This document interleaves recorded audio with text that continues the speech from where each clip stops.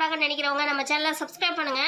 தெரிஞ்சோ தெரியாமலோ இப்போ நம்ம சேது வந்து தமிழுக்கு நல்ல நல்ல விஷயங்களெல்லாம் வந்து நம்ம தமிழுக்கு பிடிக்காத விஷயங்களா செய்யற மாதிரி செஞ்சு நமக்கு தமிழுக்கு நல்ல விஷயங்களா செஞ்சுக்கிட்டு வராரு.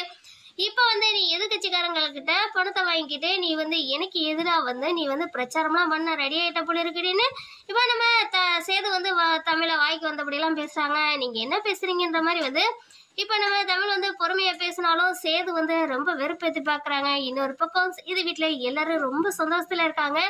ஆனா நம்ம தமிழ் வந்து இப்போ இவ்வளவு இவர் சொன்னதுக்கு அப்புறம் நம்ம வந்து தேர்தலில் நின்று இவர் மூஞ்சில கரிய பூச நின்று இப்போ அவங்களும் எலெக்ஷன்ல நிக்கிறதுக்கு நாமினேஷன் எல்லாம் தாக்கல் பண்ணிட்டாங்க.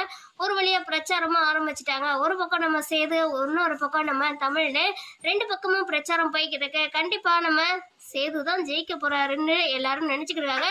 கடைசி நிமிஷத்துல நம்ம தமிழ் ஜெயிக்க வச்சிடுறாங்க.